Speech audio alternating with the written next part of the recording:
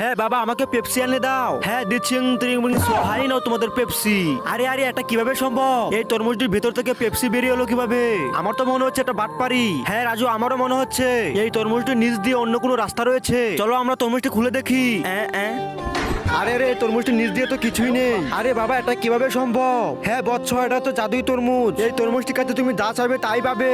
আচ্ছা তরমুজওয়ালা বাবা, তুমি আমাকে একটা সোনার ডিম পাড়া মুরগি এনে দাও। হ্যাঁ বৎস দাঁড়া। রিং, সোনার ডিম পাড়া মুরগি আয়। আরে এখন আমি সোনার ডিম পাড়া মুরগি কই পাবো? আরে বল্টু চালু আয় চালু। হ্যাঁ এই নে মুরগি। হ্যাঁ রাজু রাজু, এই নাও। এই দেখো জাদুই ডিম পাড়া মুরগি। আরে বাবা, এই ছোট মুরগি কিভাবে সোনার ডিম পারবে? হ্যাঁ বৎস, এই মুরগিটা যেদিন থেকে বড় হবে সেদিন থেকে সোনার ডিম পারবে। হ্যাঁ বৎস, এবার তুই কি চাস বল? তরমুজওয়ালা বাবা, আমার একটা বড় গাড়ি চাই। হ্যাঁ বৎস দাঁড়া, আমি তোর জন্য গাড়ি আনতেছি। এই নে তোর গাড়ি। আরে বাবা, এটা তো গাড়ির চাবি, গাড়ি কোথায়? আরে মূর্খ, এই বাটনটা চাপ দিলে তোর গাড়ি চলে আসবে। আরে বাবা কি বলো দেখি তো। আরে ওয়াও, কত বড় গাড়ি! এখন তো আমি বড় লোক